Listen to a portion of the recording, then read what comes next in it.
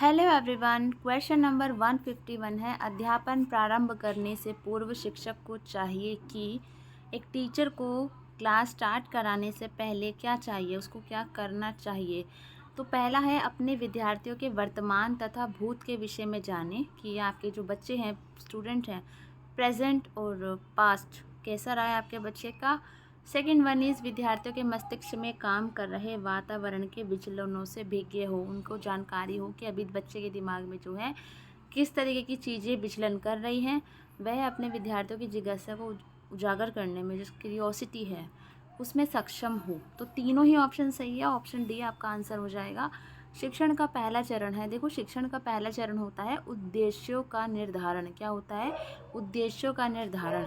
तो किस तरीके के जो है हम उद्देश्य मतलब हमारे उद्देश्य क्या है। देखो, जब तक हमारे पास ऑब्जेक्टिव नहीं होगा, कोई गोल नहीं होगा, तब तक हम जो है कोई स्टेप कैसे लेंगे, है ना।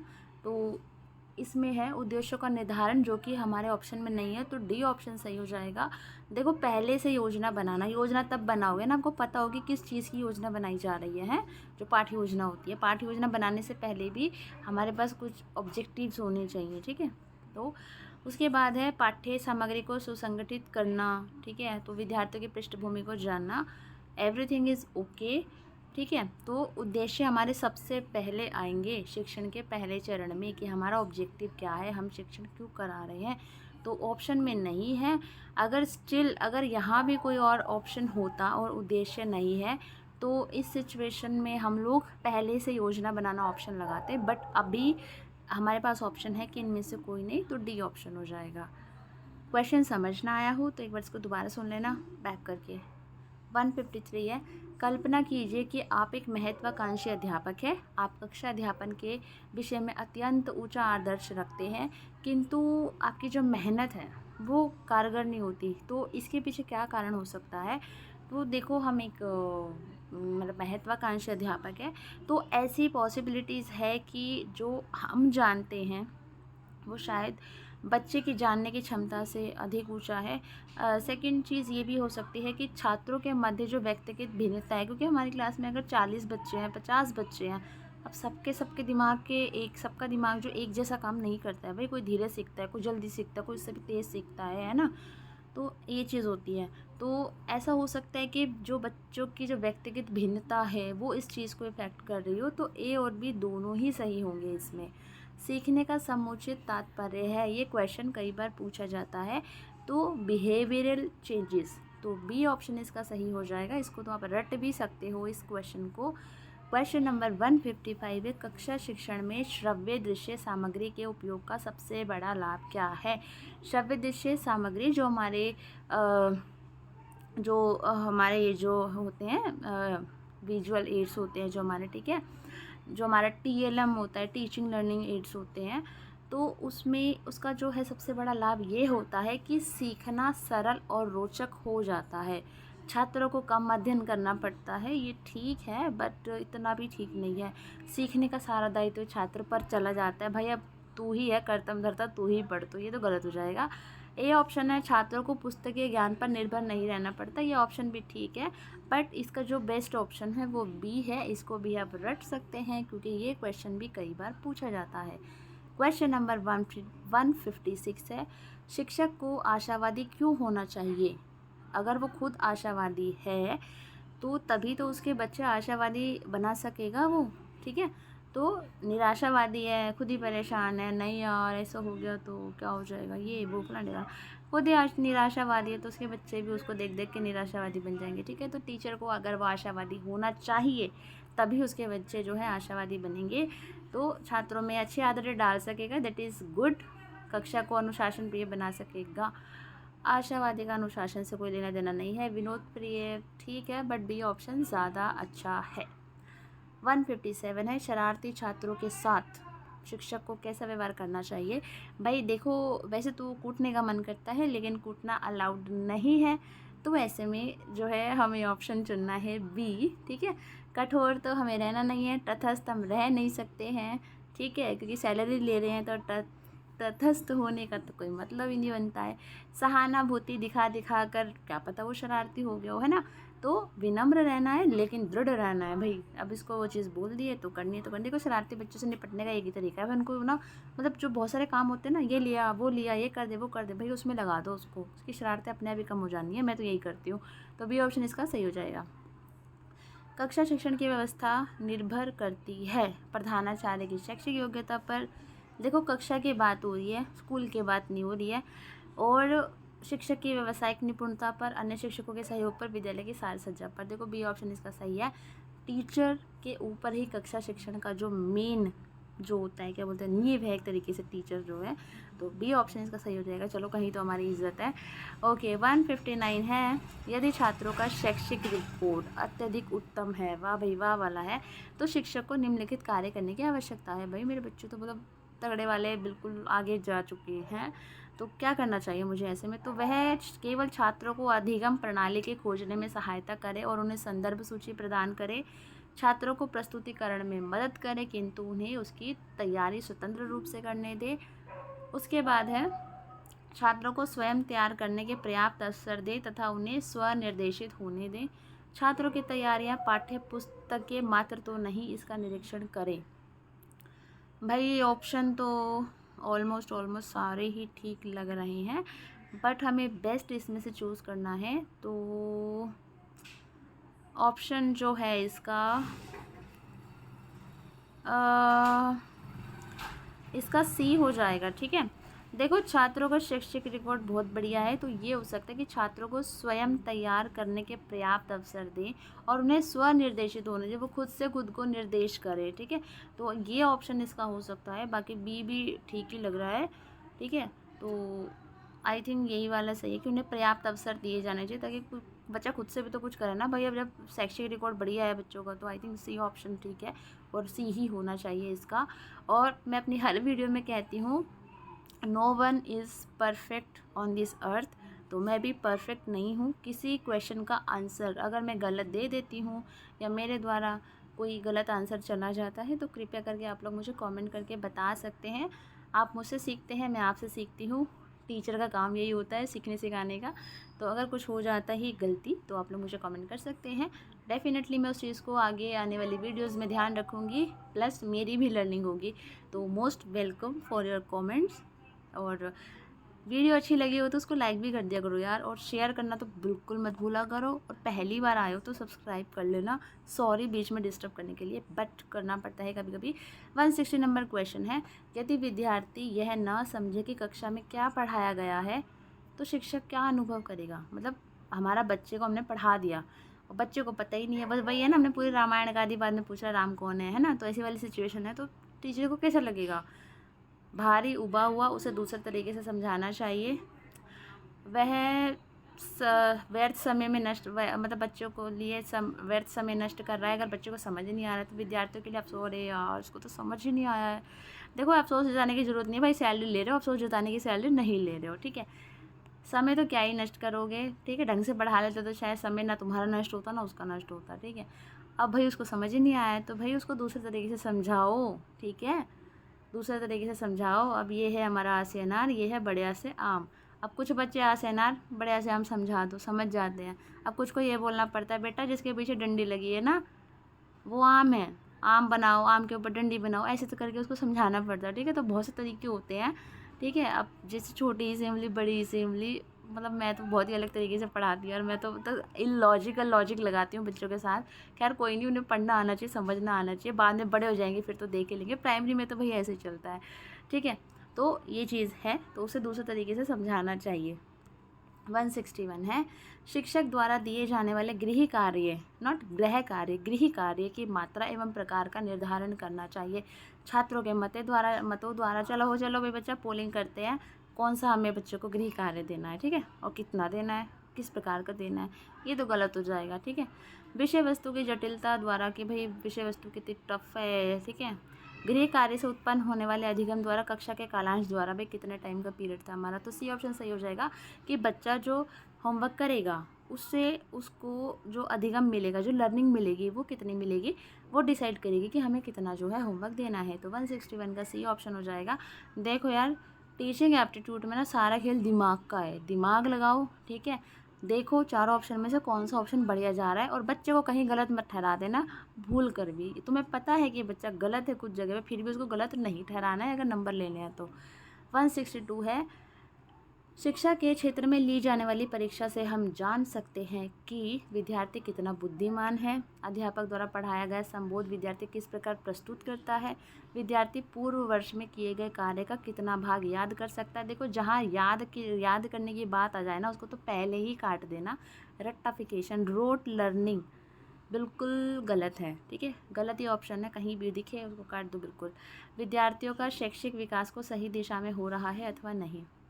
देखो ए और बी वाले जो ऑप्शन है वो डी वाला कवर कर रहा है। कभी भी ऐसे कन्फ्यूज हो जाना यार तीनों ही सही है चारों ही सही है, ऐसा देखो कि एक ऑप्शन में बाकी के ऑप्शन समाहित हो तो आपको आंसर सही मिल जाएगा। डी ऑप्शन सही है, विद्यार्थी का शैक्षिक विकास सही दिशा में हो रहा है या नहीं, ठीक है, तो वो हमें पता चलेगा उसकी जो हम परीक्षा लेते हैं। तो डी ऑप्शन इसका सही हो जाएगा। 163 है, जो अध्यापक कक्षा अध्यापन में उत्साही होते हैं उनमें प्राय विषयों की प्रवीणता का अभाव होता है जो उनके उत्साह के नीचे छुपा रहता है। वे छात्रों का ध्यान खींचने के लिए केवल नाटकीय रूप देते हैं, ठीक है, तो ये तो गलत है। वे अपने छात्रों को अध्यापन अधिगम की प्रक्रिया के अंतर्गत कर लेते हैं, उनमें उपरोक्त सभी बातें होती हैं, तो ये तो गलत हो जाएगा। देखो जो अध्यापक कक्षा अध्यापन में उत्साही होते हैं, ठीक है, जैसे कि तारीफ़ नहीं करनी चाहिए बट मैं बहुत ज़्यादा हूँ, बच्चों को लेकर कुछ ना कुछ नई ऊट पटांग चीज़ें बच्चों को करवाना सिखाना, लाइक ऊट पटांग इन द सेंस कि उनको बस वो चीज़ें समझ आ जाए खेल खेल में, ठीक है, तो ये चीज़ मेरे साथ रहती है। तो खैर ये नाटकीय नहीं है और कुछ ध्यान खींचने का भी कुछ नहीं है, तो ये बी ऑप्शन गलत हो जाएगा हमारा।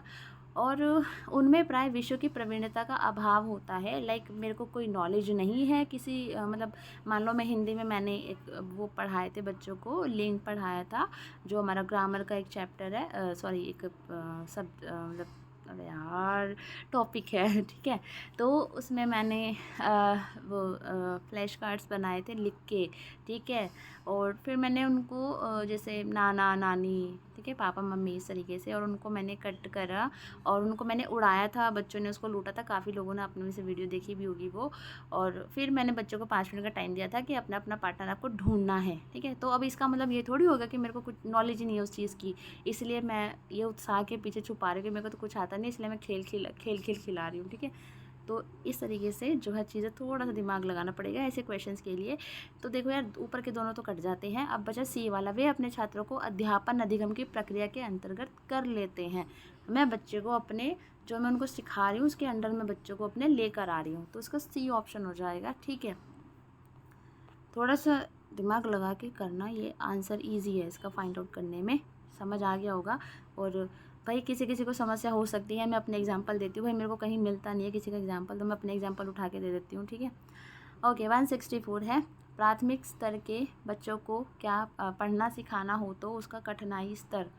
देखो प्राथमिक स्तर के जो बच्चे हैं ना उनको पढ़ना सिखाना हो आपका, तो उसका कठिनाई स्तर विशिष्ट से सामान्य क्रम में हो, सरल से कठिन क्रम में हो, कठिन से सरल क्रम में हो, अमूर्त से मूर्त क्रम में हो। देखो बच्चों को पढ़ना सिखाते हैं जब, तो ये होना चाहिए हमारा अमूर्त तो नहीं होगा ये, क्योंकि अभी बच्चे ने अभी अमूर्त चीज़ें आप बातें करो, एक्स वाई माना कि एक्स, तो बच्चे को तो पता ही नहीं है भाई एक्स क्या है, ठीक है, तो उसको पढ़ना कैसे सिखा दोगे। कठिन से सरल क्रम की ओर, चल भाई तू पहले आ से अनार बाद में सीख लो, पहले बिना अक्षर वाले बिना मात्रा वाले शब्द लिखना शुरू कर, तो ये भी गलत हो जाएगा। सरल से कठिन के क्रम में हो, ठीक है, तो ये हो जाएगा आपका सी वाला ऑप्शन हो जाएगा, जैसे पहले अ सिखाया फिर वो शब्द निर्माण, इस तरीके से उसको फिर, ठीक है, छोटे छोटे चीज़ें पढ़ना उसको सिखाया, पढ़ना सिखाना हो तो।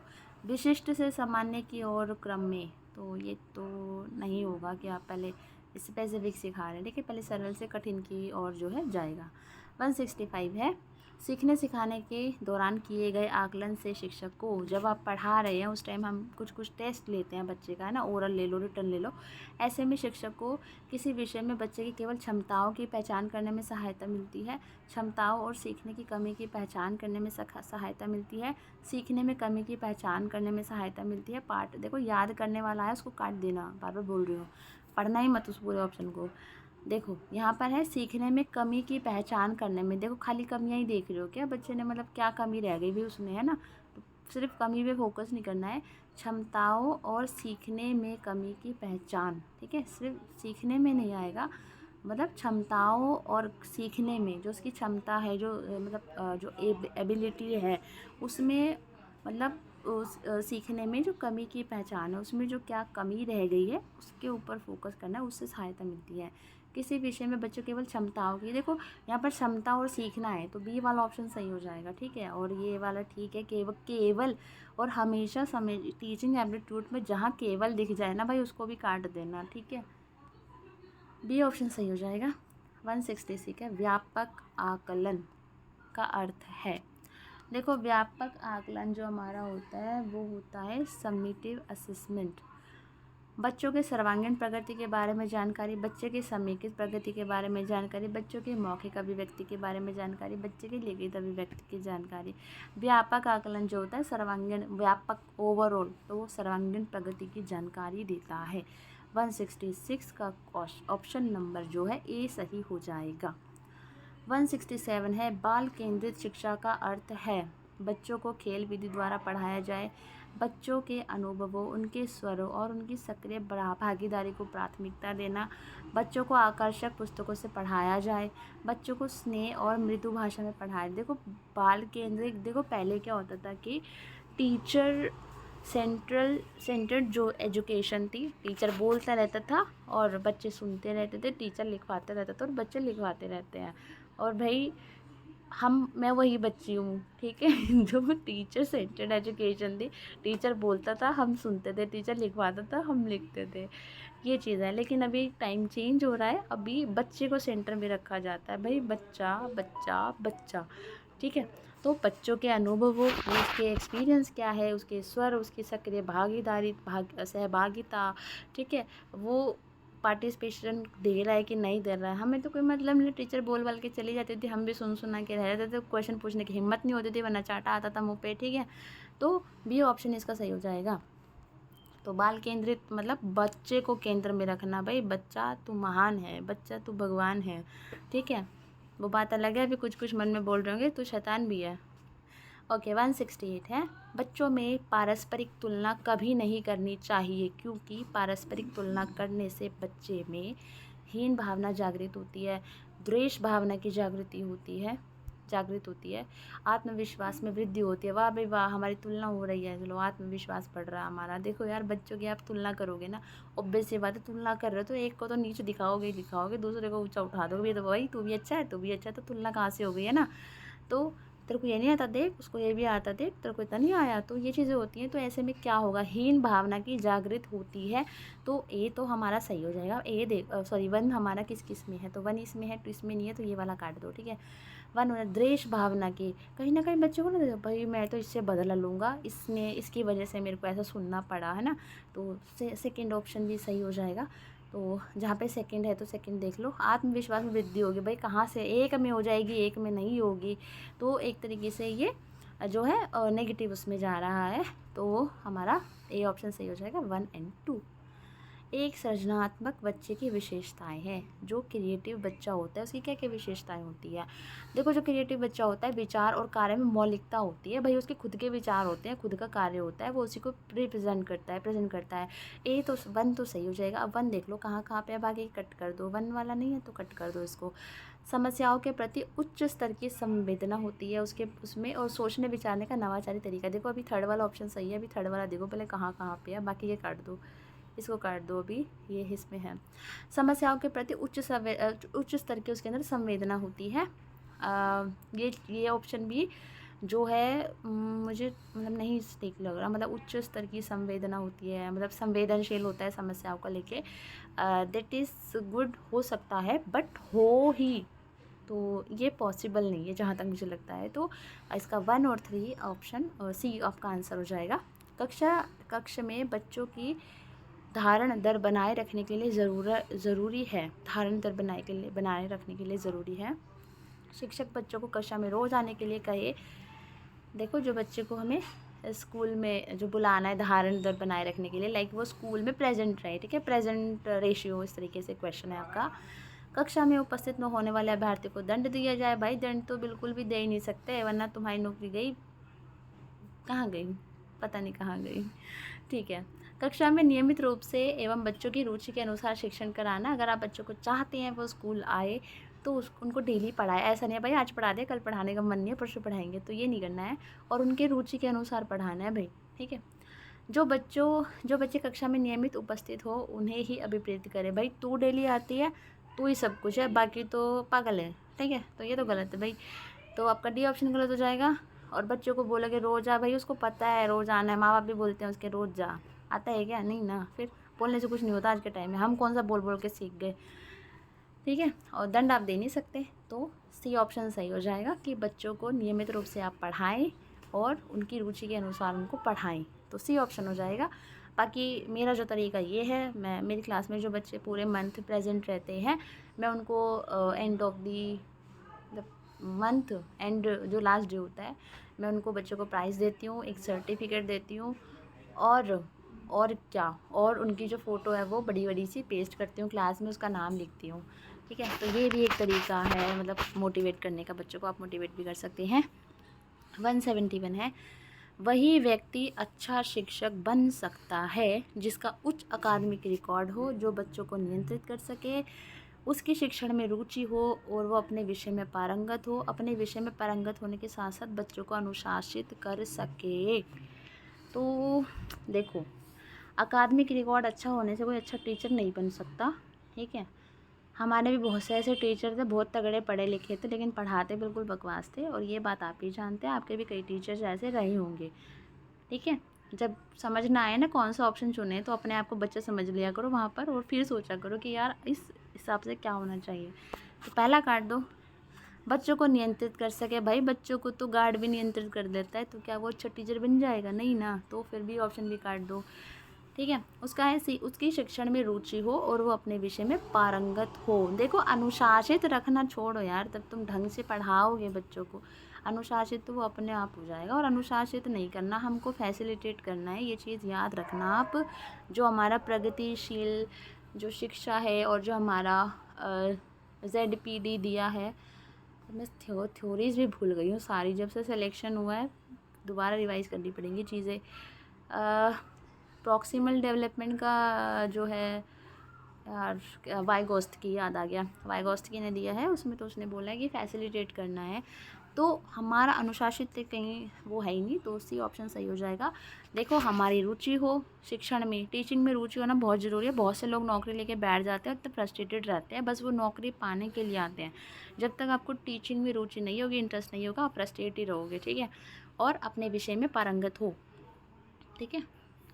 उसके बाद है, और यार देखो मैं पर्सनली एडवाइस देना चाहूँगी कि काम वो चुनो जिससे आप प्यार करते हो, क्योंकि ना फिर पैसा कमाने के लिए तो बंदा कुछ भी कर लेता है, कोई भी काम कर लेता है, लेकिन परेशान रहोगे पूरे लाइफ टाइम। क्योंकि मैंने खुद कॉल सेंटर में जॉब करके देखी है, इतने ऑफिसेज़ वगैरह में जॉब की है, उस टाइम लगता था यार क्या है ये लाइफ है, मैं इसके लिए हूँ, तो मतलब तब काफ़ी सारी चीज़ें हैं मुझे रियलाइज़ हुई उस टाइम पे। तो फिर मेरे को टीचिंग में था, लेकिन उस टाइम मतलब फाइनेंशियली इतना था कि मुझे जॉब करनी पड़ी।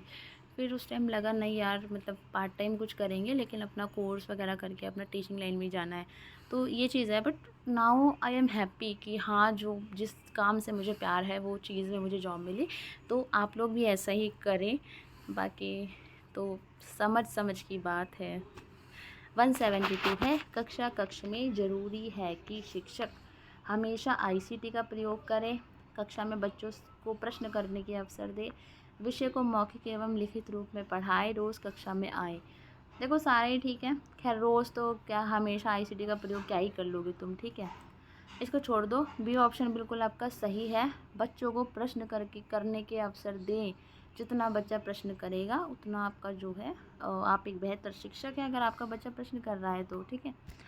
173 है, मौखिक प्रश्न पूछकर हम बच्चों को किन किन क्षमताओं को जान सकते हैं। सुनने व दोहराने की क्षमता, कि बच्चा कितना सुनता है, कितनी बार दोहरा पाता है। सुनने, दोहराने व निर्देशों को समझने व उनके अनुसार कार्य करने की क्षमता। सही उत्तर बताने की क्षमता। याद, देखो याद बोला था ना, काट देना याद सुन के, ठीक है, पढ़ना ही नहीं आगे। सही उत्तर बताने, सुनने और बोलने की क्षमता। देखो सही उत्तर भी काट दो, क्योंकि कुछ चीज़ें तो बच्चा मॉडिफाई करता ही है, लेकिन ये जो हम खुद ऐसे पढ़ पढ़ के आए हैं, भाई वही उत्तर लिख जो हमने लिखवाया है, तभी नंबर मिलेंगे। तो सही उत्तर बताना हट जाओ, ठीक है। बच्चा कुछ भी बोल सकता है, बट इट डज़ंट मीन कि उसकी हम क्षमता पे जो है शक करें। तो इसमें जो है बी ऑप्शन आ जाएगा कि जैसे हमने मौखिक प्रश्न बच्चों से पूछा है, तो उसने मतलब कितना सुना, किस हिसाब से सुना। जैसे क्वेश्चन मैंने पूछा लाइक आगरा, यार आगरा में ताजमहल है, तो आंसर ही बता दिया मैंने। जैसे मैंने पूछा बंगला साहिब कहाँ है, ठीक है। तो बच्चे ने आंसर किया दिल्ली में है, ठीक है। तो मौखिक प्रश्न पूछकर मैंने क्या जाना, उसने बच्चे ने सुना कि मैंने क्वेश्चन क्या बोला, दोहराया क्या, उससे मैं क्वेश्चन बाद दोबारा से पूछ सकती हूँ, बेटा बता मैंने क्वेश्चन क्या पूछा था, ठीक है। वह निर्देशों को समझने के, मान लो मैंने उससे कुछ निर्देश दिए, आज क्लास में ये करना है वो नहीं करना, ठीक है। इस तरीके से जो है बंगला साहिब के बारे में कुछ बोल दिया, इंस्ट्रक्शंस दे दिए कुछ लाइक, है ना। और उन्हीं के अनुसार जो कार्य करने की क्षमता का जो है हम आकलन कर सकते हैं। बच्चे ने जो सुना क्या वो उसको उसके हिसाब से काम कर पा रहा है। कोई क्वेश्चन या क्लास रिलेटेड जो हमने कोई क्वेश्चन पूछ लिया, तो बी ऑप्शन इसका सही हो जाएगा। यार देखो टीचिंग एप्टीट्यूड में ना वीडियो लेंदी होती है, और मैं समझ सकती हूँ आपका पेशेंस लेवल, लेकिन यार चीज़ें समझाना बहुत ज़रूरी है, क्योंकि सबको बिल्कुल बेसिक नॉलेज नहीं है, दैट्स वाई। बाकी स्पीड और मोटर का ऑप्शन आप लोगों के पास अवेलेबल है। यदि आपको पता चलता है कि आपकी कक्षा में कोई बच्चा अल्पदृष्टि बाधित है, तो निम्नलिखित में से कौन सा तरीका सबसे अच्छा है। उसको श्याम पट के नज़दीक बिठाएंगे, उसको प्रतिभावान बच्चों के बीच बिठाएंगे, जहाँ वे रोज़ बैठता है वहीं बैठने देंगे, ठीक है। अब उसको देखो यार वो पीछे बैठता है तो उसको पीछे बैठने दोगे, अगर उसको यार दिखाई कम दे रहा है, उसको श्याम पट के नज़दीक बिठाएंगे और श्याम पट में बड़े बड़े अक्षरों का प्रयोग करोगे, तो डी ऑप्शन हो जाएगा। मेरी क्लास में भी कुछ बच्चे हैं जो विजुअली थोड़ा सा है दिक्कत, तो मैं उनको आगे बिठाती हूँ, और मैं जो काम है थोड़ा सा वर्ड्स हैं वो बड़े बड़े लिखती हूँ, बच्चे को प्रॉब्लम ना हो, ठीक है। 175 है, बच्चों के विकास में विभिन्न पहलुओं की समझ एक शिक्षक के लिए आवश्यक है, क्योंकि बच्चों के विकास के विभिन्न पहलुओं की समझ जो हमने देखो यार ग्रोथ एंड डेवलपमेंट जो आप लोगों में से काफ़ी लोगों ने पढ़ा भी होगा, ग्रोथ एंड डेवलपमेंट का कॉन्सेप्ट, तो हमें बच्चे के डेवलपमेंट के विभिन्न जो कॉन्सेप्ट में जो विभिन्न पहलुओं की समझ होनी चाहिए एक टीचर को, क्योंकि शिक्षक को बच्चों की व्यक्तिगत भिन्नता के अनुरूप कक्षा शिक्षण करने में सहायता मिलती है। बिल्कुल डेफिनेटली ये चीज़ है। देखो किसी बच्चे का विकास कम हुआ है, किसी का ज़्यादा, अगर मेरी क्लास में मुझे पता है कि ये बच्चा इस तरीके से सीखता है, ये बच्चा इस तरीके से, तो मैं जो है वाह मम्मी को खांसी हो गई है रात को, ये मेरी वीडियो मैं क्या ही बताऊँ, कभी गली में शोर, कहीं मम्मी को खांसी, ओके शांत हो गई अभी, ठीक है। तो कक्षा शिक्षण में सहायता मिलेगी, बच्चों को समझने में सहायता मिलेगी, तो ए और बी आपके दोनों ऑप्शन हो जाएंगे। अभी आपके 25 क्वेश्चंस रहते हैं, तो प्लीज़ आप लोग संयम बनाए रखें। निम्नलिखित में से एक स्व अभिप्रेरित बच्चे के लक्षण हैं। जो सेल्फ मोटिवेटेड होता है, वो हर कार्य को करने में उत्साहित होता है, कार्य करते समय उच्च श्रेणी की ऊर्जा प्रदर्शित करता है, बिल्कुल डांट के भय से कार्य करता है। भाई मैं तो पिट जाऊंगा अगर मैंने ये काम नहीं किया, तो भैया डांट के भय से नहीं करता, सेल्फ मोटिवेट वाले बच्चे ऐसे नहीं होते हैं। तो 1 और 2 आपका ऑप्शन सही हो जाएगा, तो ऑप्शन आपका हो जाएगा बी वाला सही। आकलन क्या क्या उद्देश्य होना चाहिए, आकलन का क्या उद्देश्य होना चाहिए, विद्यार्थियों को नई कक्षा में प्रवेश देना, हम बच्चों का जो असेसमेंट कर रहे हैं भाई इसलिए कि बच्चा अगर नई क्लास में चला जाए, बच्चों के उपलब्धि स्तर को जानना, बच्चे ने कितना सीखा, कितना रह गया, सीखने के दौरान कमियों की पहचान व निराकरण करना, कि सीखने के दौरान बच्चों की क्या कमियां रही उनकी पहचान करना, और फिर उनको सुधार करना, उसमें इम्प्रूवमेंट करना, अलग अलग टेक्निक्स को यूज़ करना, बच्चों ने कितना प्रतिशत प्रश्न पत्र सही किया यह देख रहा, भाई कितने क्वेश्चन सही किए, तो सी ऑप्शन सही हो जाएगा इसका। समान शैक्षिक अवसर इस कथन से तात्पर्य है, समान शैक्षिक अवसर इस कथन से तात्पर्य है, क्या तात्पर्य है भाई, सभी को समान शैक्षिक अवसर मिले, सभी लोगों को एक जैसी शिक्षा देना, सभी को समान अवसर प्रदान करना जिससे वे अपनी योग्यता के अनुरूप शिक्षा प्राप्त कर सके, सभी को शिक्षा प्राप्त करने के लिए योजनाएं बताना। देखो ये वाला एजुकेशन प्लान चल रहा है, आप ना ले लो, ठीक है, तो ये योजना चल रही है, आप इस तरीके से एजुकेशन ले सकते हैं। तो देखो यार समान शैक्षिक अवसर का जो है सभी को इक्वली जो है समान अवसर मिलने चाहिए, ठीक है, एजुकेशन प्राप्त करने के। किसी के साथ भेदभाव नहीं होना चाहिए, बेसिकली ये होता है इसका मीनिंग। तो इसका जो ऑप्शन है वो हो जाएगा डी वाला, केवल 2। ओके, 179 है, निम्नलिखित में से कौन सा कथन शिक्षण के संदर्भ में सत्य है? उत्तम शिक्षण वह है जिसमें शिक्षक और शिक्षार्थी दोनों क्रियाशील रहते हैं। देखो यार, इसमें ए ऑप्शन सही है। मुझे आगे पढ़ने में सच में बहुत आलस आ रहा है यार, अब 12 बज गए हैं। चलो कोई नहीं, पढ़ लेते हैं। देखो क्रियाशील रहते हैं तो ये ऑप्शन सही है, फिर भी पढ़ लेते हैं बाकी के। शिक्षण का अर्थ है विद्यार्थियों को देखते भाई जानकारी कहीं से भी ले लेगा वो, ठीक है, तो गलत हो जाएगा। शिक्षण का अर्थ है श्रव्य दृश्य सामग्री का प्रयोग, भाई और कुछ भी करवाना है कि दृश्य सामग्री का ही प्रयोग करवाते रहोगे। शिक्षण वह प्रक्रिया है जिसमें विद्यार्थी शिक्षक के विचारों से प्रभावित होते हैं। क्या विद्यार्थी के खुद के कोई विचार नहीं है? क्या वो शिक्षक के विचारों से प्रभावित होएगा? गलत हो जाएगा। ए ऑप्शन का सही है। उत्तम शिक्षण वही होता है जिसमें जो बच्चा है और जो टीचर है वो दोनों क्रियाशील होते हैं, ठीक है। 180 है, विद्यार्थियों में नैतिक गुणों का विकास तब हो सकता है जब शिक्षक नैतिक गुणों से संबंधित कहानियाँ सुनाए, स्वयं नैतिक गुणों का अनुकरण करे व विद्यार्थी को यार कभी भी ना बच्चों के अंदर कोई आपको चीज़ डेवलप करनी है ना, तो यार सीधा है, आप खुद के अंदर वो चीज़ ले आओ। खुद झूठ बोल रहे हो, बच्चों को सिखा रहे हो झूठ मत बोलो। खुद चोरी कर रहे हो, बच्चों को सिखा रहे हो चोरी मत करो। तो बी ऑप्शन सही हो जाएगा। बाकी मेरे को लगता है यार क्या ही आप पढ़ोगे, ऑप्शन पढ़ लेते फिर भी। आध्यात्मिक विषय पर शिक्षक बच्चों से भाई बातचीत करने से कुछ नहीं होता भाई। दीवारों पे 70 तरीके की अच्छी बातें लिखी रहती हैं, हमने कितनी अपना ली, ठीक है। तो आज भी हम जिन टीचर्स को फॉलो करते हैं उनके अंदर कोई ना कोई बात रही होगी जिन्हें हम आज भी फॉलो करते हैं, ठीक है। तो ये खुद से भी लगा के देख लो यार, मतलब आप लोगों में से जो मैरिड होंगे तो आप लोग देख लो, आपका ही बच्चे अनुकरण करते हैं, जो आप करते हो वो बच्चे आपके करते होंगे, ठीक है। ये चीज़ है। और क्लासरूम में भी खैर मैं तो अभी अनमैरिड है हम लोग, तो हम जैसे लोग तो अभी तो अब क्लास के बच्चे ही अपने बच्चे हैं, तो वही है जो मेरे अंदर वो जो चीज़ें हैं वो बच्चे कहीं ना कहीं अडॉप्ट करते हैं, उस चीज़ को वो फॉलो करते हैं, ठीक है। तो हमें खुद को वो करना है ताकि बच्चों के अंदर वो चीज़ें आएँ। अब आया है आपका 181 क्वेश्चन। और यार मैं ना अभी 32 मिनट की वीडियो हो गई है, बहुत ज़्यादा लंबी हो रही है, ठीक है। ये बाकी के जो अभी 20 क्वेश्चन बच्चे हम लोग नेक्स्ट वीडियो में करेंगे। Thank you so much, good night. कोई कमेंट हो तो कोई डाउट हो तो कमेंट कर देना यार। लाइक शेयर सब्सक्राइब करना बिल्कुल भी मत भूलना। वीडियो अच्छी लगी हो तो वो भी बता देखो यार, कमेंट करके अच्छी लगी कि नहीं लगी। खैर बुरी बताने वाले भी लोग आते हैं, और उससे खैर मुझे कोई फ़र्क नहीं पड़ता है, बट किसी की मेहनत को अप्रिशिएट करने में भी कुछ नहीं जाता है। So thank you so much, best of luck for your exam. Thank you.